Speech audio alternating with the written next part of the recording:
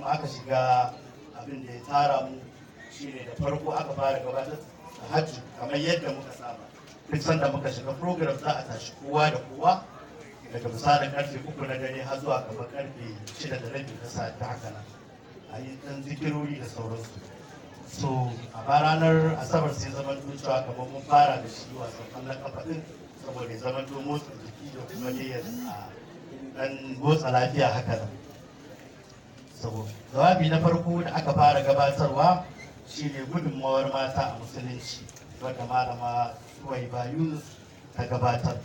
Alhamdulillah an sha jawabai ta ba mu dukkan haƙƙinsa daidai gwargwado yadda ya kamata. Sai kuma abu na biyu wanda aka gabatar shi ne hadafin harkar musulunci. Za ga wanda suke da da hannu su kamar na san da ke an yi canjin lokaci ne haka wanda Sheikh Adamu Ahmad Jos ya gabatar mana Adamu Jos kenan. Allah subhanahu wa ta'ala ya kara masa lafiya saboda muhimmancin da al'amarin mu ya zo yana cikin rashin lafiya haka sai da ya sha magani ya fito nan bayan ma ya bar nan ya sake shan magani. Allah subhanahu wa ta'ala ka kara musu lafiya.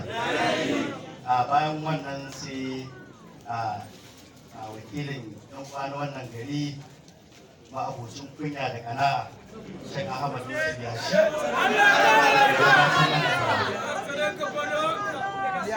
maudu'i da taken ilimi da mujahada ƙarfin ɗan gwagwarmaya. Sai kuma gamawa wanda yake gamawa da shi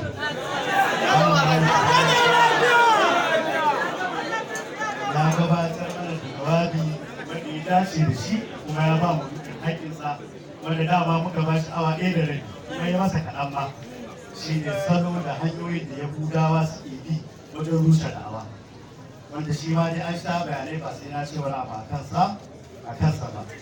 Banda wannan ina ganin kusan sai jawabi wanda muka saurara na ɗan'uwantaka a musulunci wanda a tsarin ajanda ɗin mun gayyaci Malam Abara Gombe sai ba da uzurin rashin lafiya wanda Malam Abdullahi Ashura ya gabatar aka samu gamsassun jawabai kuma ne daga baya shi Malam Abara ya zo ya gaisa da 'yan uwa kamar misalin minti 30 haka da daddare kenan.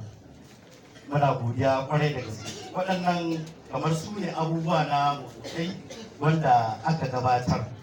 Sauran abubuwan na gaba sai na karanto su ba saboda sun shafi kamar ayyukan